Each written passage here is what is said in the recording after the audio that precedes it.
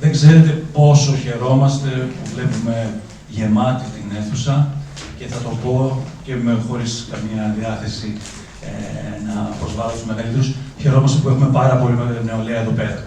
Είναι πολύ σημαντικό και μας κάνει να χαιρόμαστε πάρα πολύ και να ελπίζουμε για το βιβλίο γενικώς. Έτσι, θα θέλαμε να σας ευχαριστήσουμε που είστε εδώ. Είναι ίσως μια από τις σημαντικότερες εκδηλώσεις που έχουμε τα τελευταία χρόνια στον χώρο μας εδώ στο βιβλιοπωλείο.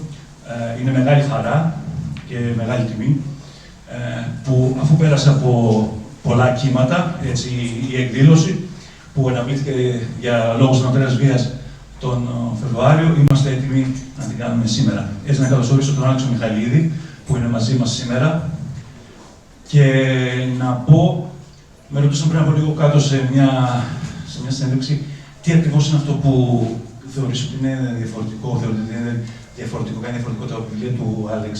Εγώ είπα αυτό το οποίο εμένα τουλάχιστον μου είχε κάνει εντύπωση. Τα βιβλία του Alex δεν είναι κλασικά αστυνομικά. Και σήμερα κάποιος που αγαπάει πολύ το αστυνομικό βιβλίο. Είναι βιβλία τα οποία δίνουν έμφαση πολύ στη ψυχολογία και στο κομμάτι κυρίως του, όχι τόσο χουντάνικ, αλλά γιατί το έκανε. Και αυτό για μένα κάνει την πολύ μεγάλη διαφορά. Δεν θα πω κάτι παραπάνω. Θέλω να ευχαριστήσω και τις εκδόσεις Διόπτρα, την Αλεξάνδρα που είναι εδώ πέρα σήμερα, γιατί χωρίς τις εκδόσεις φυσικά δεν γίνονται όλα αυτά τα οποία βλέπετε και ούτε ο Άλεξ είναι εδώ.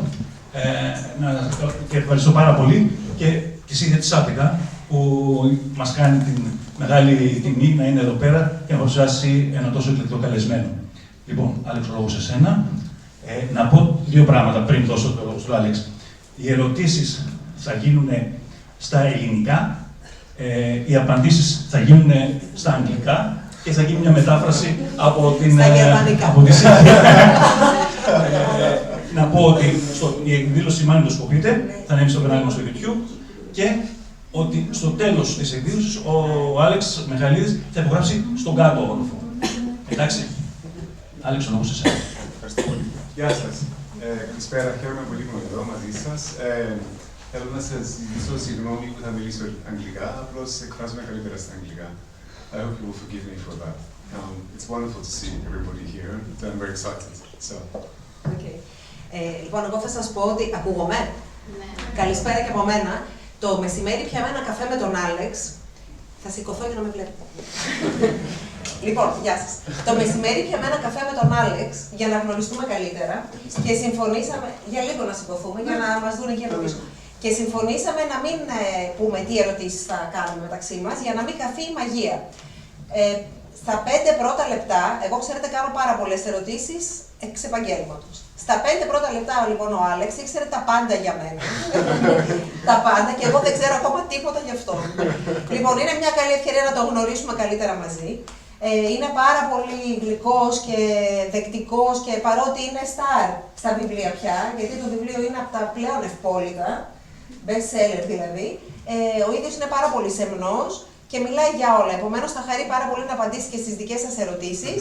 Θα ξεκινήσω εγώ και μετά θα πάρετε και εσείς τη σκητάλη. Λοιπόν, καθόμαστε. I don't mind, we can stand. If you're good to stand, we can talk. It's up to you. Καλύτερα να καθίσετε. Θα καθίσουμε. Λοιπόν, εδώ βλέπω, Άλεξ, τα βιβλία 3-3 τα έχουν πάρει. Δεν φτάνει, να τα διαβάσετε πολλές φορές. Όχι, οκ. Λοιπόν, είναι το τρίτο, το μένος. Είναι ένα βιβλίο το οποίο καταρχάς πάει πάρα πολύ καλά. Από έναν καταξιωμένο, θέλω να πιστεύω, συγγραφέα. Και διάβασα και άκουσα συνεντεύξεις σου, όπου λες ότι αυτό το βιβλίο το απόλαυσες περισσότερα από τα υπόλοιπα. Τη συγγραφή του εννοώ. Γιατί? Okay, that's a good question. I think because I wanted to try writing something different. You know, it's only my third book, and I want to grow as a writer and challenge myself. And so, you know, with my first two books, I planned them both for 2 years before I wrote a single word. And this time I thought it would be really fun if I didn't do that. And so what I did was I came up with a location, a Greek island. I came up with the characters, and I didn't know who the murderer was, and I didn't know who the victim was. And I just told myself a story to see if I could surprise myself. And so I was smiling the whole time I wrote it. I had a very good time doing it. Τον εξέπληξες τον εαυτό σου? Yes, in all kinds of ways. You know, the Θέλετε μετάφραση καταρχάς ή είστε okay. So, well, what happened was, it's kind of a funny story, really, because the first draft was different to the book that you're reading now, that you have. I wrote the first draft and I was very happy. All of them, δηλαδή όλα τα βιβλία που έχουμε, γιατί και τα τρία είναι διαφορετικά. The first draft of ΤΟ ΜΕΝΟΣ was completely different, and I finished it, and I didn't know where it was going, and I had a twist, and I wrote it, and I sent it to my editor in New York, and he read it, and he called me, and he said, "Alex, this book is terrible. The twist doesn't make sense. The murderer is none of it is logical. It's really, really weird." So he said, either you can, throw the whole story away, or you can start again with the same characters and try again. And I was having so much fun that I decided not to panic, and I just closed my laptop for a month, and I walked around the park where I wrote the book, and I told myself a different story, and this time it did work out. So for me, it was more like an exercise in faith, really, in trusting that it was going to work out in the end, and just going with it. And so creatively, I think I really grew as a writer with this one.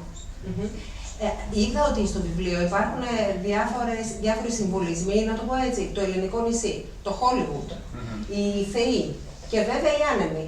Γιατί το μένος είναι, the fury δηλαδή στα αγγλικά, είναι, για πες. It's the wind. The wind. Yeah. Well, I was on Mykonos once when I was about 20, and I got stuck there because of the wind was so bad, and no birds could leave, no birds could arrive. And I stored that idea in my head. I thought, oh, one day that's a great way to trap people on an island. And then when I wrote the book, I realized that it was more than that. It was also a metaphor for all the passions and the heightened emotions that take place on the island. And so it was like it kind of worked its way into the book thematically as well. But yes, I mean, I worked as a screenwriter in Hollywood. And when I was there, I got to know some very famous people, and I saw some really shockingly bad behavior from famous people who shall remain nameless tonight. And ένα όνομα. Later. And I thought, yeah. Δεν πίνει κιόλας. I thought it would be really fun to take these characters, these crazy characters, trap them on a Greek island, and throw in a murder. And so it was a really kind of exciting book for me in that way. Ναι, και μάλλον το βιβλίο ήταν exciting και για πάρα πολύ κόσμο και για το Hollywood, γιατί όπως έμαθα το μεσημέρι, ένα από τα ελάχιστα που έμαθα είναι θα γίνει ταινία. Με την πρωταγωνίστρια. Yeah, well, I wrote it for Uma Thurman, the actress who's a good friend of mine, and I met her when I was writing The Silent Patient, and I was working on a film with her, and Uma was incredibly kind to me because she helped me see how my writing was pretty bad. And she showed me how, I would write scenes that would be like me and Sylvia just sitting and talking. And Uma said, that's theatre, that's not film. For film, you have to... She said something that Tarantino had taught her, which is every scene has to be an attempt at an iconic image. And, probably gone now from the Greek word. And I think about that every single day when I write. So I went back to London and I rewrote The Silent Patient, using everything that I'd learned from working with Uma for several months. And I was always a fan, and I thought one day I want to write something for her. And so this time I decided to write something that would be made into a film for Uma. And I dedicated the book to her, and I wrote the part of Lana for her. And now we're working with a great producer in Hollywood, and I've just written the script. And she's going to play Lana in the film, so it's a nice end to the story. Και βλέπω ότι το βιβλίο το έγραψε στην Κύπρο, το σενάριο όμως στο Λονδίνο. Έτσι, παίζει κάποιο ρόλο αυτό, είναι πιο σκοτεινό το σενάριο ίσως, πιο βροχερό. It is. It's kind of different because because it's kind of more. In the book, I had to channel it through me, so I made Elliot the hero. But for the script, Lana is the main character, and so I'm kind of seeing it more through her point of view, which has been very interesting. Διάβασα κάπου σε μια συνέντευξη ότι την Λάνα την έχεις εμπνευστεί από μια φίλη σου από το Hollywood. Είναι η Uma? But it's not. Uma's not really like that. She's full of laughter. Lana is a very serious person, so I think it's more based on me than perhaps. Είσαι τόσο σοβαρός. Yeah, I mean that's part of why I wrote the book, because my friend of mine is a critic for the Times, and he read my first two books, and he said, Alex, they're very serious, and he said, in real life you can sometimes be funny. So he said, why not try and get a bit of sense of humor into the next book? And it really struck me as a criticism, and that's why I thought it would be nice to have a narrator who was slightly sarcastic, a bit bitchy, and was kind of commenting ironically on the action, and that was how it kind of came from there, really. And στα αγγλικά πάω να μιλήσω. Ποιος θα παίξει τον Έλιο? Well, I don't know. It's too soon, but you know, I have no idea. But someone good, I know. Πάντως υπάρχουν μεγάλα ονόματα στη ζωή του. Η Ούμα Θέρμαν, οι άλλοι ηθοποιοί που πρόκειται να παίξουν τους υπόλοιπους ήρωες του βιβλίου, η Καμίλα. You remember, yeah. Δεν ξεχνάω τίποτα, έτσι, μου το είπε αυτό το μεσημέρι. You have to be careful when you have a coffee with a journalist. It's a good thing I wasn't drinking. No, it was just mentioned. It was very exciting. I've just Queen Camilla of England has a book event, and she's asked me to be the guest in June, so I'm going to get to meet her. And I wasn't meant to be there. I was meant to be in Spain promoting the Spanish version of Le Fury, and my mother said to me, "You can't say no." So I asked my Spanish publishers if I could change the dates, and they were very nice. So yeah. Πότε θα γίνει αυτό? 7th of June. Okay. Yeah, let's see. Θα το σημειώσετε. Εγώ σημειώσω. Μαθαίνει κανείς και μαθαίνει κανείς. Τώρα και τα προηγούμενα βιβλία, αλλά και αυτό, έχουν πολύ έντονο τον ψυχολογικό παράγοντα. Και ξέρω ότι έχεις σπουδάσει ψυχολογία και έχεις δουλέψει και με νέους ανθρώπους σε σχέση με την ψυχολογία. Θες να μας πεις κάτι περισσότερο γι' αυτό πάρα πολύ σοβαρά, όπως σοβαρός είσαι? Yeah, it was, you know, it sort of made me into a better writer, really. You know, I always had good ideas for plots, even when I was very young. But everything I wrote was kind of very shallow, very empty, immature. I think because I was just quite messed up as a person. And then I started to have a lot of therapy, and then I studied it, and I worked in a psychiatric clinic for teenagers, which was the most amazing thing I've ever done in my life. And I just started to have an understanding more about what makes us who we are, and how much our childhood affects us, and how it affects the rest of our lives. And so then I started to write about those kinds of characters. Instead of just coming up with crazy plots, I would think about the characters and let them tell me the story. And that became my focus, really, you know. As everybody said, I'm more interested in why somebody ends up in a dark place like that, you know. Don't worry, it happens to us all. Να το απαντήσει ο Άλεξ.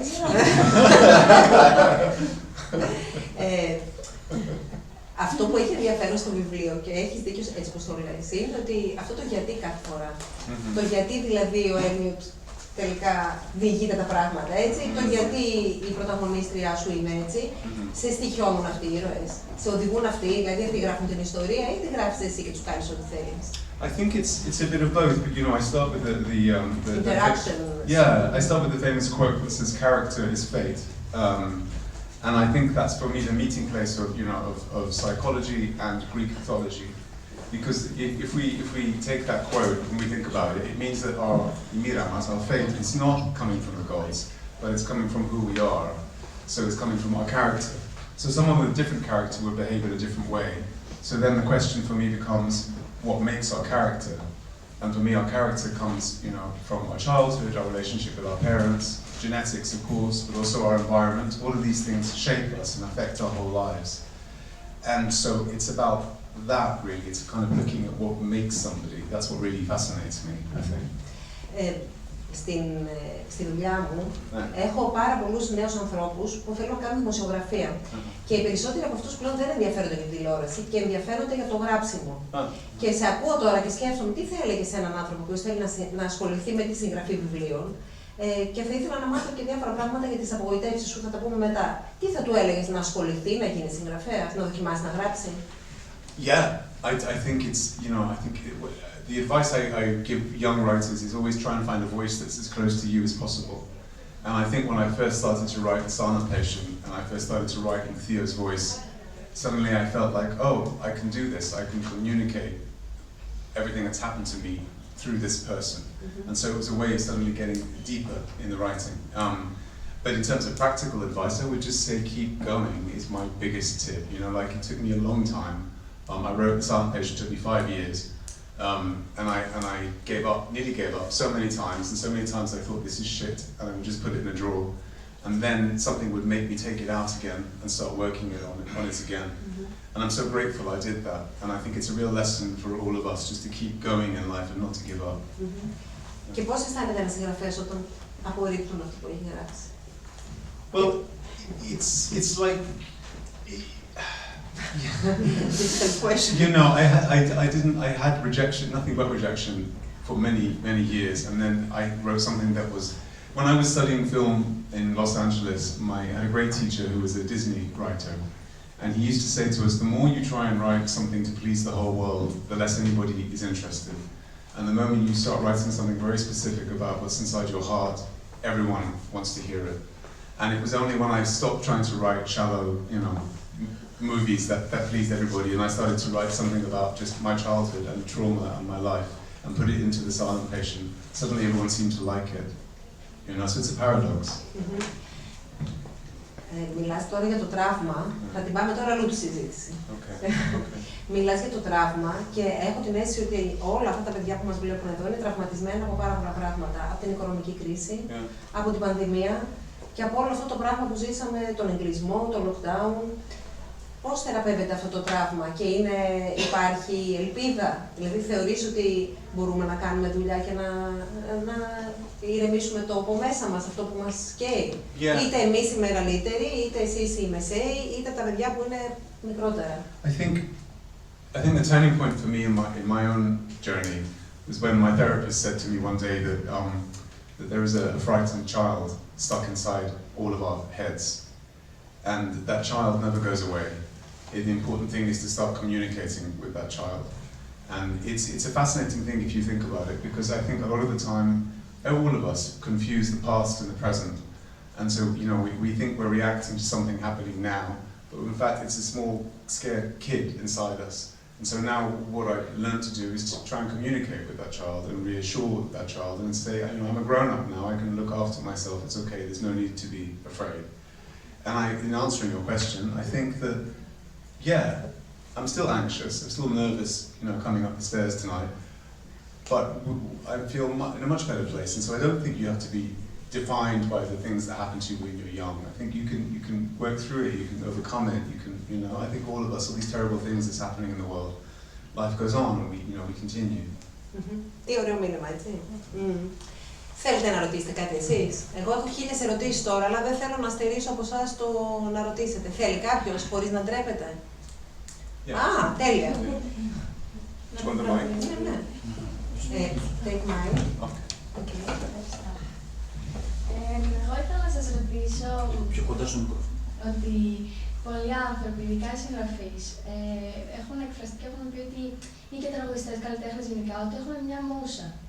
Έναν άνθρωπο δηλαδή για τον οποίο πολλές φορές θα λέμε ότι γράφουμε για αυτόν ή μας εμπνέει, είναι ο άνθρωπός μας και γι' αυτό θέλουμε να τον κάνουμε περήφανο κτλ.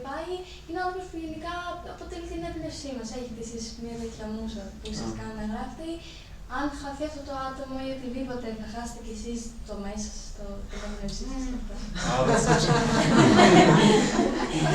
Πολύ καλό. That's such a great question. Thank you. Ή έναν μούσο. It's a really deep question.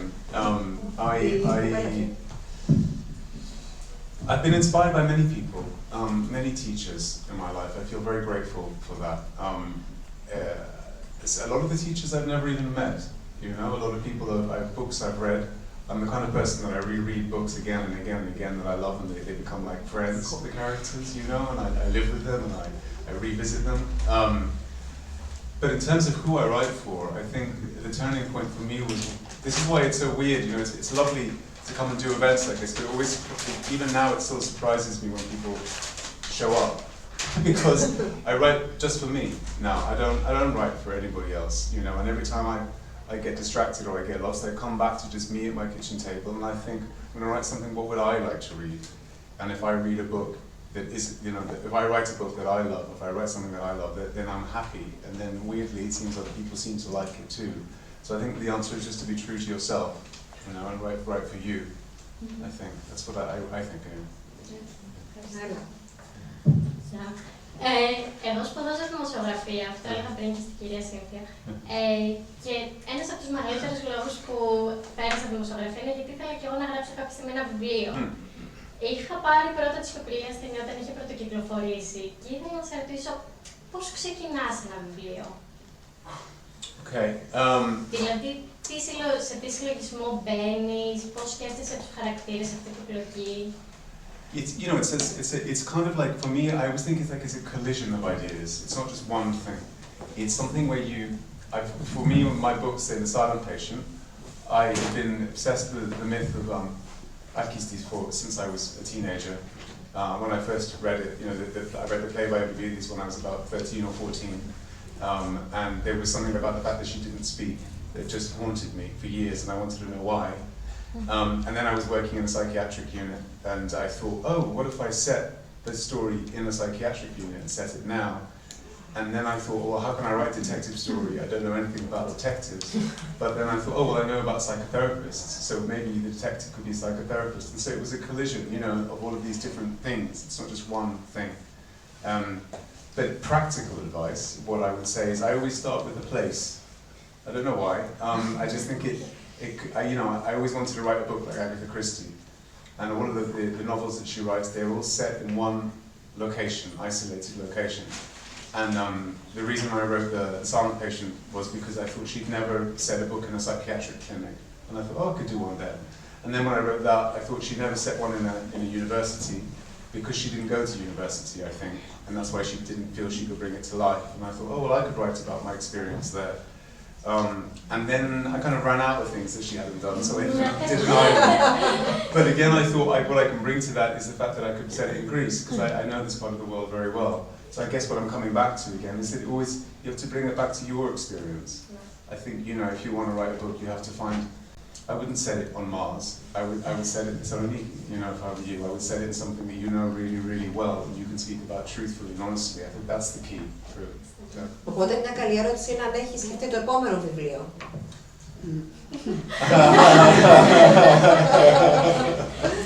Έχουμε ερώτηση. Αν δεν απάντησε, δεν ξέρω αν το καταλάβατε. Είναι μπούξο. Ναι. Καλώς όρισες στην πόλη μας. Sorry. Okay, I didn't see you. I'm sorry. Go ahead. Τα ελληνάκια του πέρα Ατλαντικού μου είπαν ότι είσαι τόσο αισθαντικός, εγώ δεν ξέρω καλά αγγλικά, και ότι η ψυχοκατάθεση των χαρακτήρων που κάνεις αναδεικνύει την εσωτερικότητα.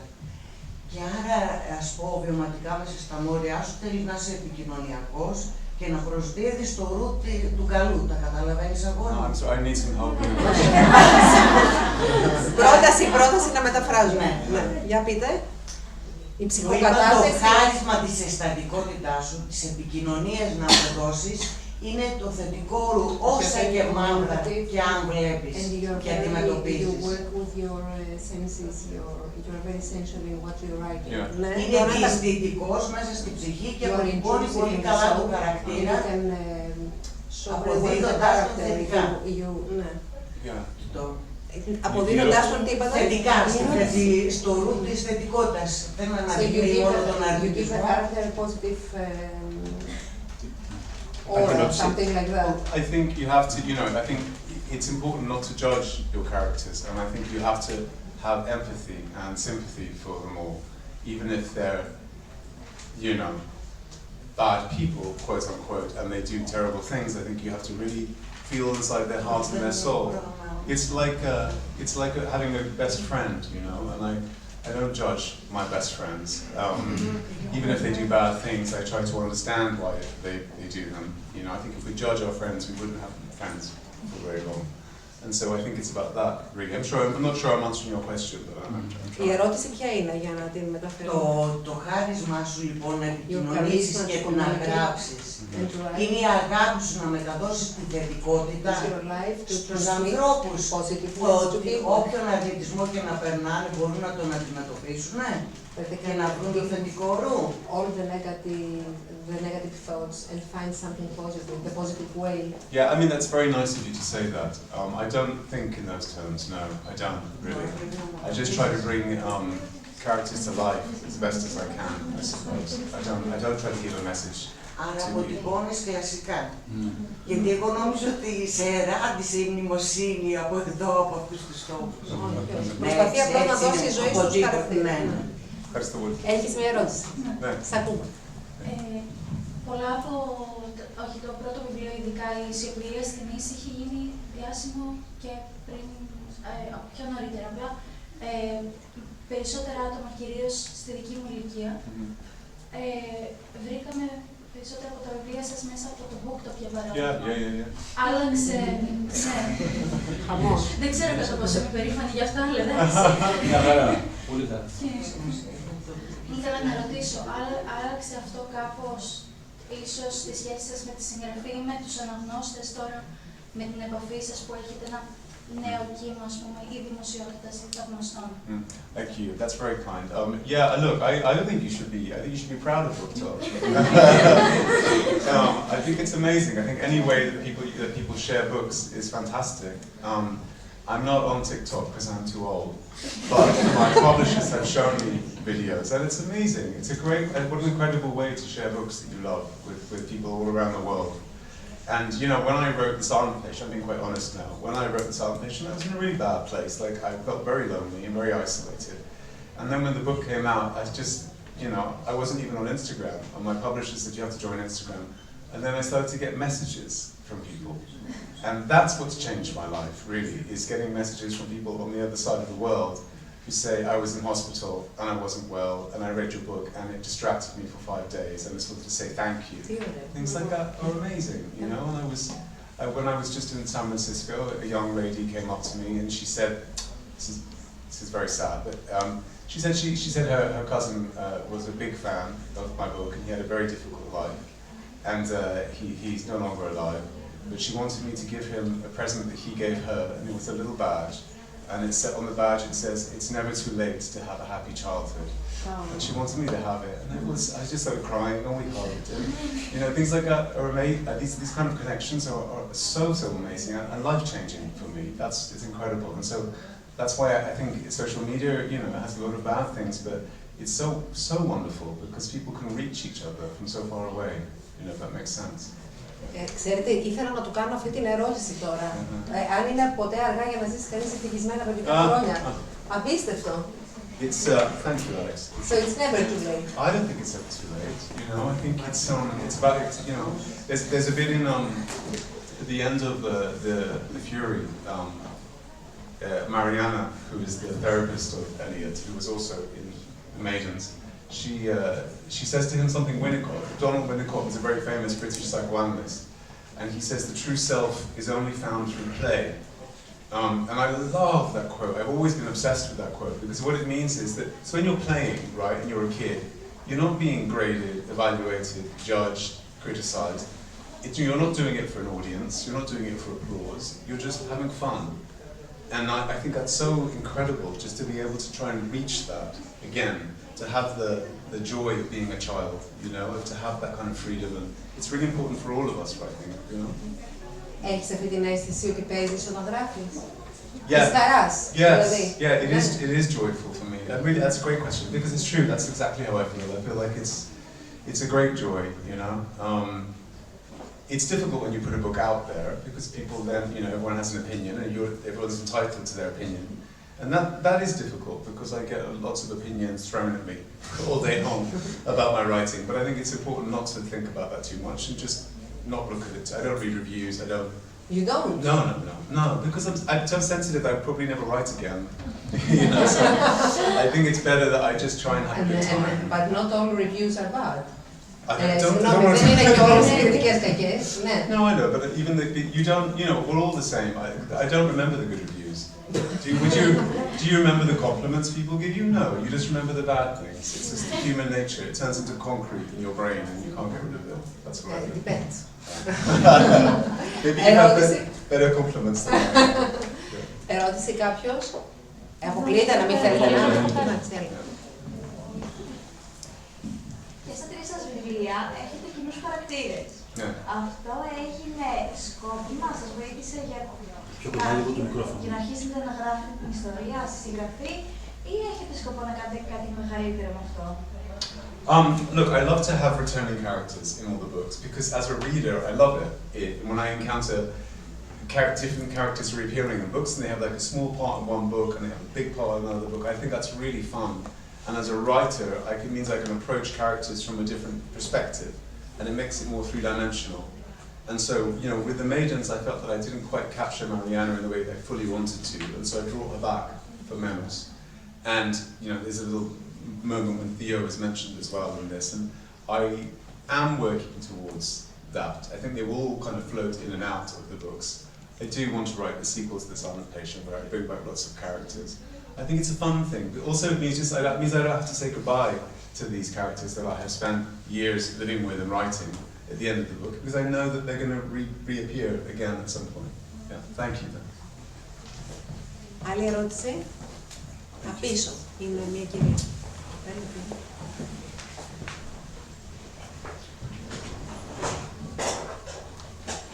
Δεν θέλω να κάνω spoiler, αλλά υπήρχε μια σκηνή στον επίλογο όπου κάτι μας λέει. Υπάρχει περίπτωση να έχουμε κάτι, να σχετίζεται κάτι με κάποιο μελλοντικό βιβλίο ή απλά υπήρξε η σκηνή?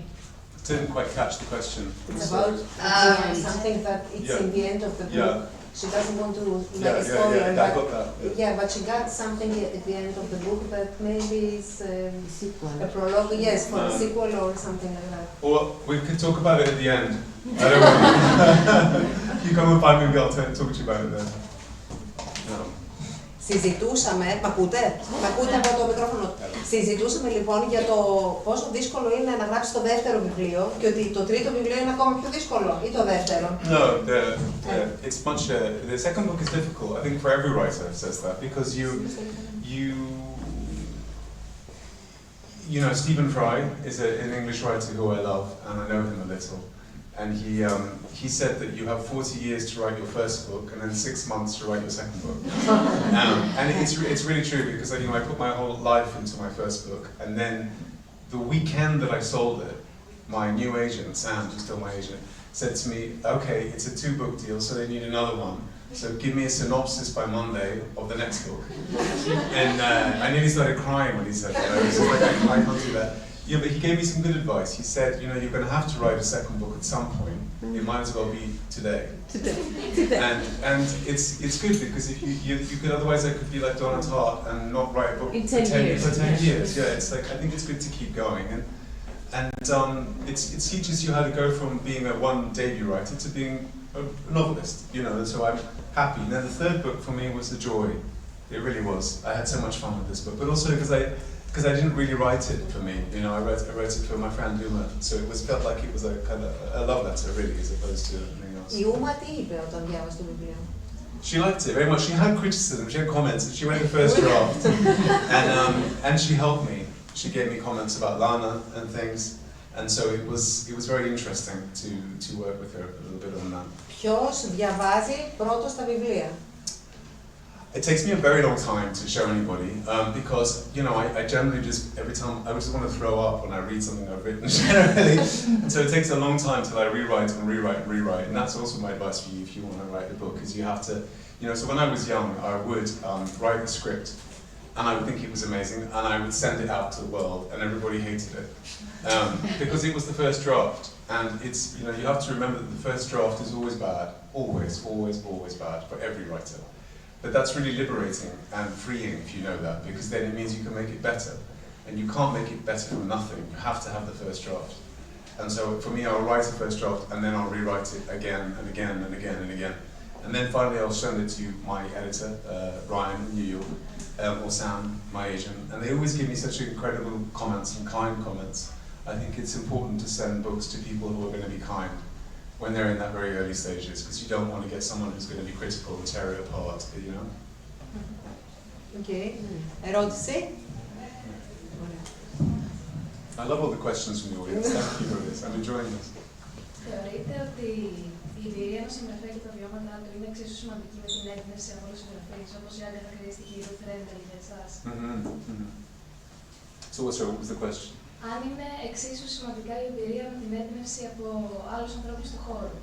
If the inspiration is as important as I think so. The experience, your experience. Yeah, I wouldn't, you know, okay, so the way that I decided to, you know, I think for all of us here who love books, there's a moment, and I'm sure all of you can find this moment as well in your memory, of the first time you fell in love with reading. And for me, it was when I was 12 years old, and I crept into my sister's room, and she had this collection. She was, you know, 9 years older than me. She had this collection of Agatha Christie's, And most of you are too young to remember, but in the 1980s, the covers were crazy for Agatha Christie books. They were like eyeballs and blood and skulls and things. And I saw the covers and I was like, wow, I have to read this. And I read my first Agatha Christie, and then that summer on the beach in Cyprus, I read one after another, and I just fell in love. I'm still chasing that experience, that memory of what it feels like to be captivated by a book and just love the whole reading thing. And that was when I decided I wanted to be a writer. Not because I wanted to write a great novel, but because I wanted to write an Agatha Christie novel. And I wrote The Silent Patient. I tried to imagine if Agatha Christie was alive and she had had my life experience, what kind of book would she write? And so when I wrote The Silent Patient, it was an attempt to try and write something that I could put on the shelf next to her books, to be like her, And that's kind of how I write. I've never... so the question is, it's a good one, because it's more important for me to honour the writers that you want to be like, than just to... I'm not somebody who just wants to write a book. I want to write a specific kind of book based on writers that I love. I think that's true. Yeah. And Ruth Rendell is, I don't know how well known Ruth Rendell is in Greece, but she's a brilliant English crime writer, and she's so incredible. There's a book she wrote called Judgment in Stone, which is my favourite crime novel of all time. And the opening line of that is Eunice killed the Coverdale family because she could not read or write. And I think it's the best opening line in all crime fiction, because you're like, what does that mean? Why? What? And so you can't stop reading. And I study these writers like Christie and Ruth Rendell. I've read each of their books many, many, many times, and I take notes and I try to learn from them. So it's all about trying to learn from these great writers, I think, for me, yeah. Τι διαβάζεις τώρα? I've been on tour, I've been on tour since January. I've been in America for a month, and then I've been going around the UK and Europe and stuff, so I haven't really had much time to read. I've read the new David Baldacci book, which is incredible, called Calamity of Souls. And I know him a little, and so I emailed him, and I just said, this is such an incredible book. It's set in 1960s Virginia, and it's about a court case and a murder. And I said, the characters are amazing, the atmosphere is amazing, how did you do this? And he said, I've been wanting to write this for 20 years, it's all about my life and my childhood. And I sensed that, I sensed that it came from a very deep place. So if it's genuine, you can sense it. I think so. The readers will sense it. I think we all can sense it, right? Because 6.5 million readers sensed it with your first book.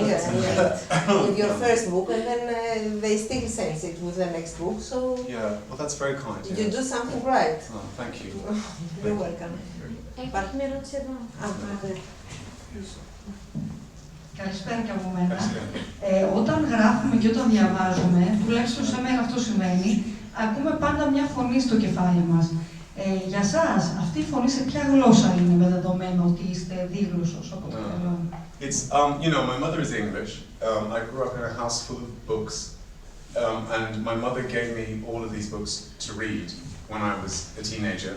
Margaret Atwood, Charles Dickens, Evelyn Waugh, I can go on and on. They were all English writers. That's not where I get my ideas from. My ideas generally come from my Greek heritage, from the stories my grandmother would tell me, from Greek mythology, from Greek tragedy. I still read Greek tragedy all the time, because I'm so obsessed with those stories. So the voice is English, but the voice is usually negative, I have to say. And that's why I think it's very important to, overcome that. I think that's why I meditate a lot when I write. Because I think, I can't write a single word unless I've meditated first. How much time? I meditate, if I'm writing, I'll meditate twice a day for half an hour. Because if I sit down and write, I just get, I think we're all like that, just get a lot of voices saying, oh, this is rubbish, give up, this is rubbish. But if you stare at a wall and meditate for half an hour, the voices are fainter, and you can ignore them. And now, if I do that, I find that I can just write in peace, but then the voices come back. And so, it's, I didn't really answer your question. So, μέσα μας έχουμε λοιπόν αυτές τις φωνές. The judger in us. Yes, okay. yes. And there is another half, which is the good voice, the compassionate voice. Yeah. How can you make the compassionate voice? Λέει ότι έχουμε μέσα μας και τον επικρατή και τον εμψυχωτή. Πώς μπορούμε να δυναμώσουμε το the compassionate voice? Well, I learned a trick when I was studying film in Los Angeles. A teacher always said to us, it's different parts of the brain, you know? So they used to say, right is rainbows and left is logic. And so if the right brain and the left brain should not operate on the same day or in the same time, because then they punch each other and they pass out. So the way that we were taught to write was just do one thing on one day. So when I write, I try to write with my right brain, which means that I don't worry about punctuation, I don't worry about grammar, I don't worry about corrections. I just get it out. I do write as fast as I can, like in a trance, and just get it out, get it out. That's a great way. And then another day, the judger comes out, prints it out, put on my glasses, have a coffee and a pencil, and I go through it and I correct it like a teacher. Okay. But you know, one of them is a child and one of them is a teacher, perhaps. Πάρα πολύ ωραία. Άλλη ερώτηση? Ναι. Δεν σας δίνω το λόγο γιατί κάνατε μία, να ρωτήσουν και άλλοι και μετά. Στην επανάληψη. Μετά ξανά. Άλλος?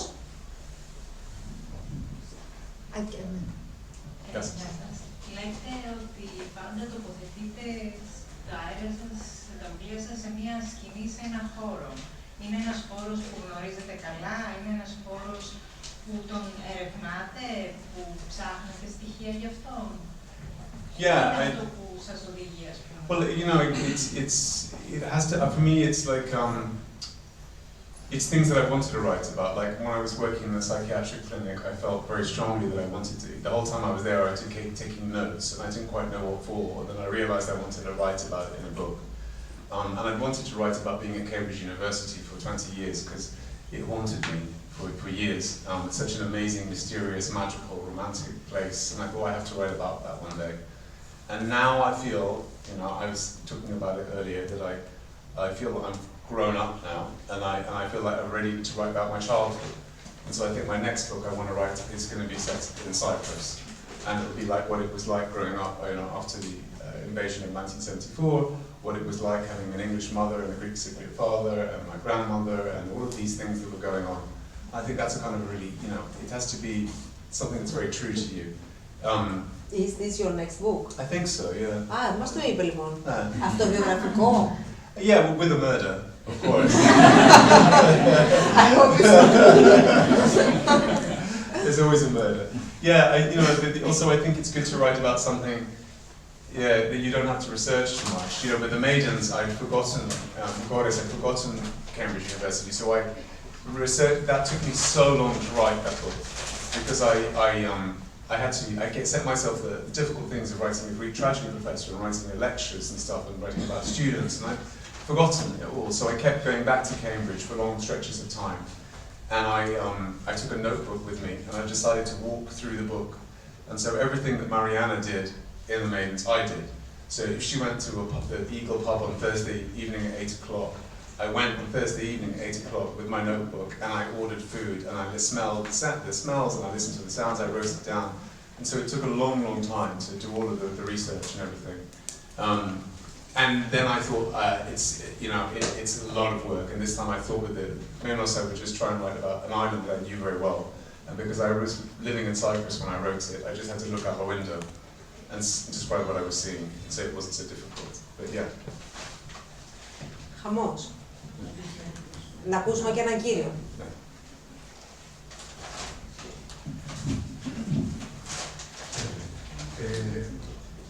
Γράφετε πρώτο το τέλος και μετά χτίζετε πάνω σε αυτούς τους χαρακτήρες και όλα τα συμβάντα ή όλο μαζί. Well, you know, I think it depends on the kind of story. So with the first two books, they were very much detective stories. And I think if you're writing that kind of story, you need to know the end. It's like building a house. And if you don't know where you're going, the house is going to fall on you. And so, you know, I had it here on my phone. I was walking in the park, and I had the idea for the silent patient, and I had the idea for the end. And I wrote it down as a note on my phone on the bench. And then I just wrote the whole book based on that. And similarly with the Maidens, I did the same thing. But this time, because it's not a detective story, this is more of a character study, more of a thriller. So it has a different structure. So it didn't feel as necessary for me. But for my next book, I started with the end. I know who the murderer is, I know the final chapter, I know the twist, and now I'm going to build from the beginning to get there. Yeah, which is, it's about the different kinds of writing, I think. Yeah. Yeah. Άλλος κανείς? Συνήθως οι συγγραφείς αντιμετωπίζουν το πρόβλημα ότι έχουν πάρα πολλές ιδέες και δεν ξέρουν ποια πρέπει να μπει μέσα στο βιβλίο και ποια όχι. Έχει αντιμετωπίσει κάτι παρόμοιο? Yeah, well, I'm so old, and so I didn't write. I didn't start writing the Silent Patient until I was 36, and I'd got so many ideas that I'm never going to have enough time to write them all. So now it's very hard to choose about what to put into a book, what book to write next, And I asked David Baldacci about that when we spoke, and I said, how do you choose what to write? And he said, you have to choose something that's still going to interest you in 3 years' time. And I thought it was just brilliant advice, because you have to choose something that still obsesses you, that you love. And so, for me, I realize now that it's always going to be about Greek mythology, psychology, and murder.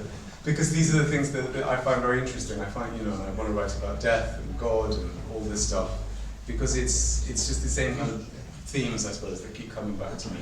Yeah. So, Greek mythology. Yeah. Υπάρχει κάποια ιστορία, υπάρχει κάποια ιστορία που είναι η αγαπημένη σου, που σου την έλεγε η γιαγιά σου, άκουσα, που σου την έλεγε η γιαγιά σου και σου αρέσει περισσότερο από τις άλλες? Well, yeah, she used to tell me about Aphrodite quite a lot, because being, Cypriot, it was, of course, Aphrodite's island, and she was born off the coast of Cyprus. And then she came to the rock, and then she claimed the island as her own. And I was reading about how they were resisting Christianity so long, the Cypriots, because they had the cult of Aphrodite. And then what they did was they just turned all of the temples to Aphrodite into churches for the Virgin instead. I think that's so fascinating. But Aphrodite was not a virgin. No, she was definitely not a virgin. And also, she was not a very nice goddess for the goddess of love. She was quite terrifying, and I love that too. And so I really, you think about all of these myths where she put horrible curses on people, and she did terrible things. And so I'm going to write about her in the next one, I think. She's fascinating. Yeah, it's a woman in love. Oh my God. Okay, now we really need to have some wine now. So, this is your favorite goddess? Aphrodite? Yeah, I think so. I mean, I tend to think about, what I love about Greek mythology and Greek tragedy, I think, is that the stories are timeless. And so I love stories like Medea, for example. And I think it's so fantastic if you think about a myth like that. Of course you love Medea, because a lot of murders. Yeah, but also, that's not the reason I love it. I love it because even though that was written, 2,000 years before Sigmund Freud, its story still works. And so it's amazing, human beings haven't changed in thousands of years, but also obviously Euripides was such a great genius that he was able to write something. He was able to write something that was psychologically true. It's incredible, And so when we see a performance of Medea now, we don't reject it. We hate her, but we believe her. We believe she's real.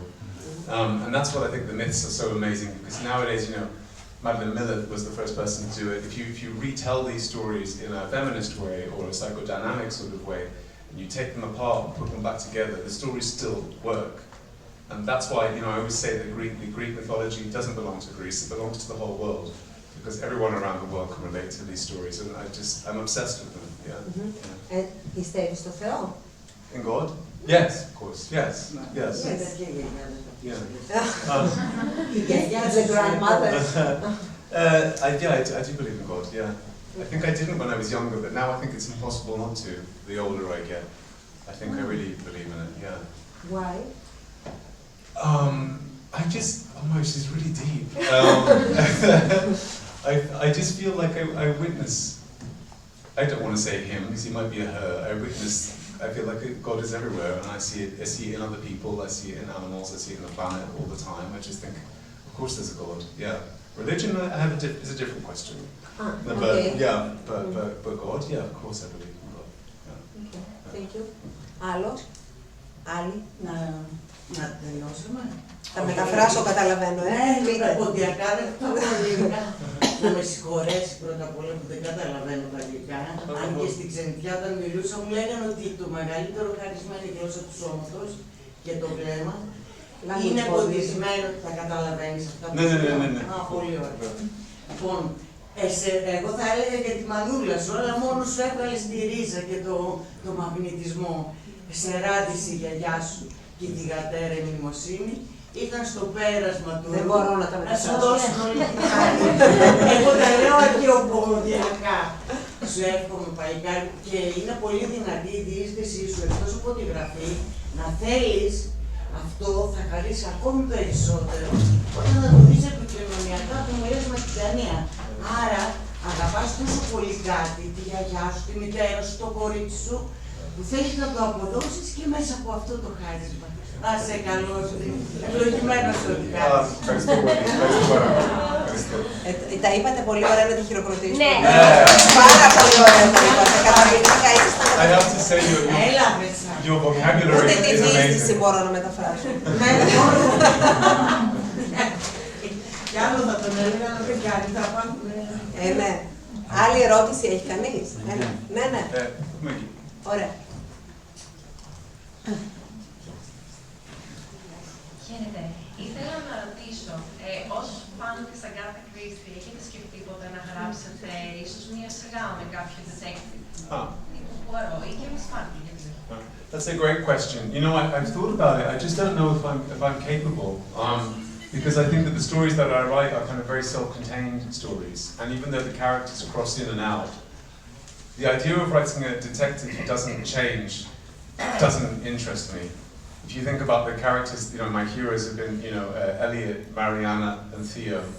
They all go on such big journeys that it's not possible for them to continue in another story in quite the same way. They're very different from the end of the book, from the start of the book. And so even though I love those kind of stories, I find those detectives a bit two-dimensional for me. I'm more interested in something that's a bit more changeable, I suppose. But yeah, I wish I could, because it would be an easy life. You know? I wouldn't have to write a different book every time. I could just have the same character go all the way through. Ερώτηση, κανείς? Ναι. Τέλεια. Θέλω να ρωτήσω βασικά. Στο πρώτο δύο σας βιβλία έχετε βάλει κάποια κομμάτια από ημερολόγιο ενός από κάποιο χαρακτήρα. Και πολλοί ξέρω πως σε κάποιες κριτικές ρωτάνε γιατί το κάνετε αυτό. Why did I do that? Why did you integrate the... Because I think it was just a way of Alicia telling her story, you know? That was the most interesting part of writing The Silent Patient, was writing her diary for me, because I resisted it for years. And I wrote Theo's story all the way through a couple of times. I rewrote it and I had it and I was happy. But I was so scared, because it's my first book, and I was so scared about writing a woman's voice. I just thought, I don't know how to do this. And I put it off and I put it off until one summer I gave in and I took my phone and I walked around Hampstead Heath in North London where I lived. And I just tried to become her. And so I just would go on the walks that she went on and I would just talk to myself, recording it, trying to become the character. And then I sat down and I stayed up all night and I just wrote it and wrote it and wrote it and wrote it and it just came out. And then I cut it up and then I inserted it. I think it's important. I think in the next book I want to have letters interspersed that a character is writing. It's a way of getting inside the character's head, I think. You know, I think it's interesting. Τι πέδεμα, το φαντάζεστε τη σκηνή? Ξέρεις τι είναι πέδεμα? Όχι. Είναι how difficult it is sometimes to πέδεμα. Παιδεύομαι is I'm having difficulties. Ναι, πόσο δύσκολο είναι να γράψεις. But that's why it's you know, that's why the first book is hard. You know, Stephen King, who I love, said he said, you know, writing a novel is like crossing the Atlantic in a bucket. And it's so true, because you lose sight of land, you don't know where you're going, you have to have faith, it takes so long. And so I think it takes, you know, so I put off writing a novel for 20 years, because it takes 6 weeks to write a screenplay, but writing a novel can take years, and you have to really believe in yourself. And that's, I think, the hardest battle, really, is just believing in yourself enough to do it. Generally. Not only in writing books. But then once you've done it once, it gets easier the next time, because you think, okay, well, I don't know how to do it now, but I did it before, so clearly I can do it, and I'll try again, and, you know. In German it's called Erfolgserlebnis. Oh, what's that mean? That means that you have the experience of a success, so you can do it again. Oh, that's amazing. I didn't know that. Yes. Okay, that's great. I need to investigate that. Okay. Ερώτηση. Ναι. Καλησπέρα και από μένα. Εγώ θα ήθελα να ρωτήσω, επειδή αναφέρατε για την Αγκάθα Κρίστη και τώρα το τελευταίο καιρό βλέπουμε ότι υπάρχει μια τάση να ξαναγραφτούν τα κλασικά βιβλία με κάποιες πολιτικές ορθότητες. Εσείς αν πούμε ότι είμαστε 200 χρόνια μετά, σαν συγγραφέας, έχουμε φύγει από εδώ και πούνε ότι το 2023 που γράφτηκε το βιβλίο ήταν οι συνθήκες, ο χρόνος κάπως και πρέπει να το ξαναγράψουμε. Πώς θα αισθανόσασταν? That's such an interesting question, and nobody has ever asked me that before. I think that's really fascinating. Okay, so I don't know if everybody heard the question, yeah? It was about having a politically correct rewrite of a book. I think I probably have a slightly, unpopular opinion about this for a writer. In America, I don't know if you know about this, there's a recent development, but it's called the sensitivity reader. And it's now American publishers, they will have your novel read by somebody to see if it's going to offend people or upset people. And a lot of writers I know in England and France are very angry about this. So they test the book? They test the book with someone, someone who is going to tell you how people are going to react to certain passages. How do they rate it? They tell you if they think something's going to be offensive. So, for example, but sometimes it has to be offensive. Well, it does, but then sometimes it doesn't, And I think of Rushdie, for example, who was offensive for his country, but it was a great book. Yeah. But in my case, I write popular fiction. I don't write literature, great literature. Okay. It's not my job to unnecessarily offend people. So, for example, in The Maidens, I haven't spoken about this, but I had Zoe, I had the heroine, she self-harmed in my first draft. And they gave it to a young woman in New York who read it. And she said, why is that there? It's unnecessary, and you're really it doesn't make any difference to the character, it doesn't make any difference to the plot, and you're actually just going to hurt a lot of people's feelings who do self-harm. And I thought, no, she was right. And so I took it out of the book. It didn't feel necessary for me to trigger people like that unnecessarily. So I'm somebody I kind of think it's a good thing on the whole. I think that, like in Agatha Christie, she's a genius, but she's a product of her time. And so there's horrible racism in her books. Yeah. I don't think it needs to be there. She's writing detective stories, for goodness sake. She's not Dostoevsky. It's like the same with me too. Yeah, it's a really good question. I think, thank you for asking it. Very good question. She wanted to ask you something about artificial intelligence and how you will be threatened by it in the future. I mean, if you write a ChatGPT can write. Yeah, I think that somebody told me this, that there is a ChatGPT version of the silent patient going around. Really? Yeah. I don't know if it's going to be good enough. Ever. I'm sure it won't. Yeah, I just think that it's never really going to have the human touch. No. My agent, Ryan, and my editor in New York, Ryan, he said he got a book sent to him recently he's sure was written by AI. Because he just said it just didn't feel like it was written by a human being. And I think we can sense that. In the same way we can sense if a writer's being authentic or not, I think. I don't know. I mean, το ChatGPT δεν μπορεί να κάνει βόλτες στο Λονδίνο. Ούτε στην Πάπου, ούτε να μιλάει μόνο του. Well, actually, funnily enough, he said that. He said that the geography was wrong in the book. Really? Yeah, so you're totally right. Yeah. So we can test it. Yeah, we can. We can rule. Ναι. Ρώτησα πάντως για την τεχνητή νοημοσύνη και είπε ότι δεν θα τα καταφέρει τόσο καλά. Στο τελόγιο που χθες συζητάγαμε και λέγαμε, υπερπαρέχει τη φαντασίωση, αν ενοποιηθεί όλη η σκέψη αυτή η κεντρική. Εγώ ξέρω ότι είναι η λέξη, ο λόγος, ο ηρμός και είναι γένετο εδώ. Αλλά νιώθει έτσι μέσα του, τον έχει διαπεράσει. Ποιο? Γιατί αυτό δεν θα είναι μόνο για το παλικάρι, θα είναι για πολλούς. Γεωλόγιους, συγγραφείς, ποιητές. Με τι να τον έχει διαπεράσει? Αν υπερπαρέρχεται η τεχνητή νοημοσύνη μέσα στον ανθρώπινο νου και προσπαθήσει να κυριεύσει ακόμη και τη φαντασίωσή μας. So the question is if artificial intelligence is... Του περνάει σαν νέος αυτό, κατάλαβες, εγώ τώρα το... Τώρα περιμένετε γιατί θα με μπερδέψετε πιο πολύ, προσπαθώ να το απαντήσω. So if the question is if artificial intelligence is coming through your mind and is stronger than your fantasies and your ideas. I can't really answer that. I think we should move on to something else. I don't know how to answer that. Sorry. Δεν ξέρει να σας απαντήσει. Δεν μπορεί να... Θέλω να είναι δυνατόν και να μην... She wants to be strong. Άλλη ερώτηση. Ναι. Πάρε αυτό. Στο καινούργιο βιβλίο που σκέφτεστε να γράψετε, που είναι αυτοβιογραφία, πώς νιώθετε πως θα ξαναζήσετε αυτά τα συναισθήματα από όταν ήσταν παιδί? Που λέτε ότι, ας πούμε, μεγαλώνοντας μπορεί να υπάρξει ένα χαρούμενο παιδί τελικά, όπως ήρθε τραυματισμένο. Πώς νιώθετε? Well, that's a great question. I think, you know, it's, I think that writing is a form of therapy, you know? And I think, I don't have a therapist anymore, and now I write books instead. And I'm aware that when I write these characters, it's a way of reliving stuff in a safe way, and, you know, looking at it and trying to work through stuff.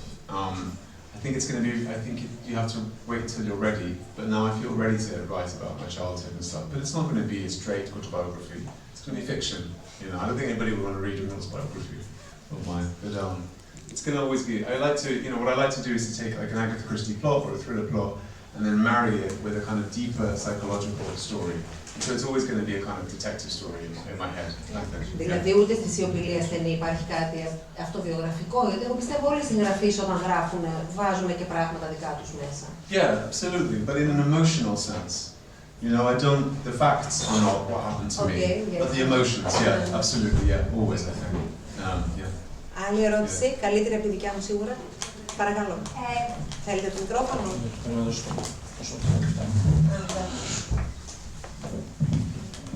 Δεν είναι τόσο βαθιά η ερώτηση μου από τις προηγούμενες. Χειροκρότημα. Θέλω να σας ρωτήσω κάτι για το δεύτερο βιβλίο. Ναι. Σε κάποια φάση είχατε αναφέρει για το ημερολόγιο του δολοφόνου. Δεν επιβεβαιώσατε ποτέ όμως ότι είναι του Σεμπάστιαν.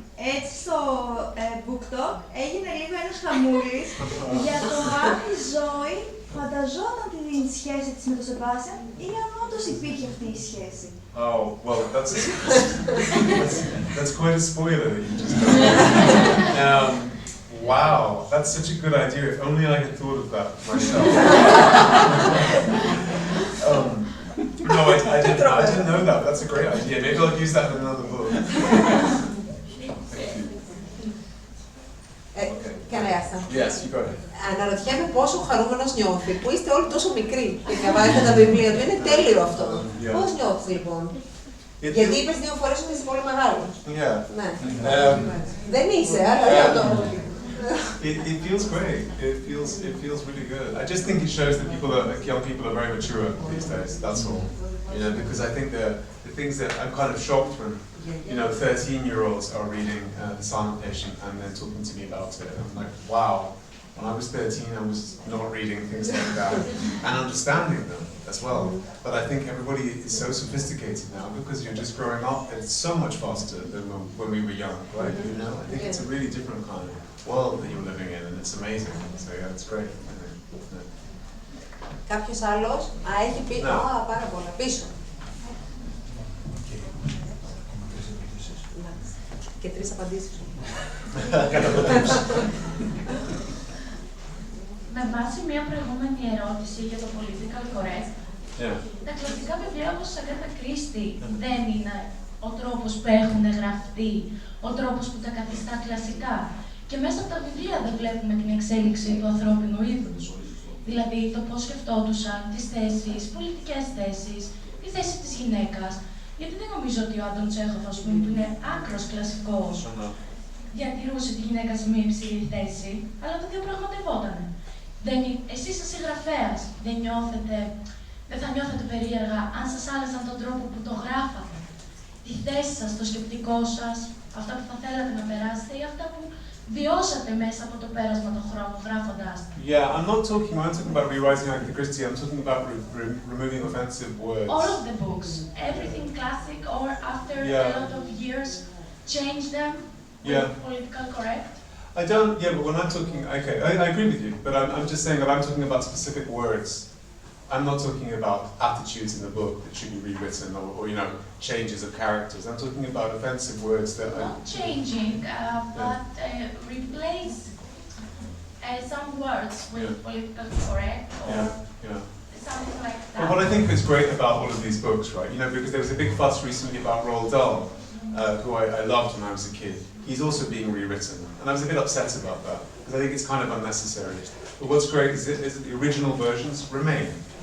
And so you can always have the original version if you want to, but you know I think sometimes you know a black man or a black woman who will read an Agatha Christie book will be needlessly offended, and so I don't think we need to do that. When it's and also I make a distinction between popular literature, like the sort of stuff that I write or Agatha Christie writes or Roald Dahl writes, versus something which is a great you know classical piece. And so I think there has to be a distinction between.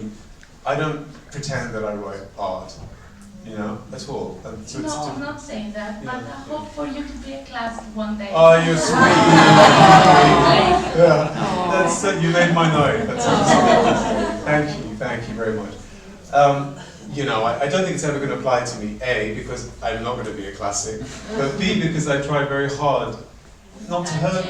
I try very hard not to hurt people unnecessarily. I don't think it's a good way to live your life, and so that's. I hopefully I'm not going to have to be rewritten. But yeah. So we got time for 2 more questions. Yes. Okay, yes. let's do it. Come on. Okay. Hi.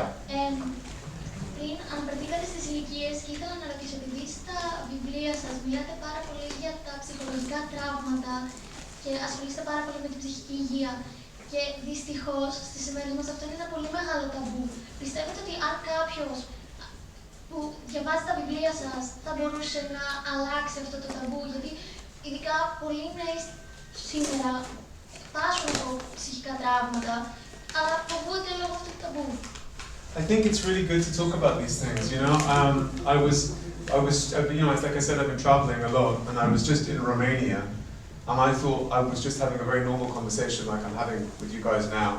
And then a man came up to me at the end and he said, my goodness, it's incredible to hear a man be open about things like pain and trauma and stuff like that. And he said, it's so unusual. For me, it is usual. I don't know. I think it's a great thing to talk about mental health. I think it's when I was 20 years old and I went into therapy, I couldn't tell my friends because they would have all thought I was crazy. I was a little bit crazy. But now I think young people, I hope, you tell me, but I think the young people are not so ashamed and that we can talk more honestly about things like that. And I think that's a wonderful thing. And you know, like I said, I don't write therapy books or I don't write great literature, so I don't plan to change people's lives, but if a book of mine inspires somebody to read further and to read, you know, a psychotherapy book or go and have psychotherapy themselves or something, then that's a great thing. But you know, it's not my goal. You know, my goal is to entertain and to tell stories that people like. That's my real focus, I think. Και η τελευταία. Τελευταία, let's make it an exciting one. No pressure. Ποιος έχει μια καλή ερώτηση? Σαν παρένθεση. Όχι. Υπάρχει κανένας? Άλλος, κανείς? Άρα θα κάνω εγώ την ερώτηση. Okay, go. Τέλεια. Yeah, there you should go. You should do the last question. It's good. I should? Yeah. Okay. Λοιπόν, ποια είναι η εικόνα που κράτησες από την επίσκεψή σου στη Θεσσαλονίκη μέχρι τώρα? It's these faces. It's great.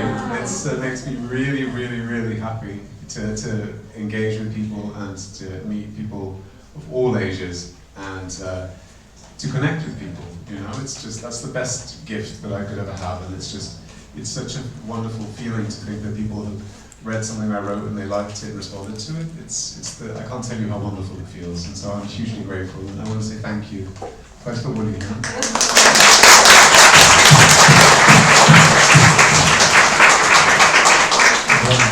Σας κρατήσουμε από τη σημερινή ημέρα, τη σημερινή βραδιά, είναι πρώτο αυτό το φοβερό κοινό που πήγε σήμερα. Ευχαριστώ πάρα πολύ.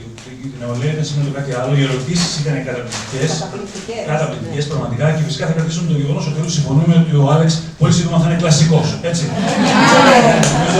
Σίγουρα. Ένα μεγάλο ευχαριστώ στη Σύνθια Σάπικα που και μια ακόμα φορά είναι καταπληκτική. Εκδόσεις Διόπτρα πάντα. Και Άλεξ, ένα πολύ μεγάλο ευχαριστώ σε εσένα, ήσουν καταπληκτικός. Θα πούμε στο επανείδη. Καλύτερος από ό,τι νομίζαμε. Να πούμε λοιπόν ότι θα υπογράψει κάτω ο Άλεξ, οπότε περιμένετε μισό λεπτό, μην κατεβαίνετε ακόμα, να κατεβούμε εμείς πρώτα και μετά.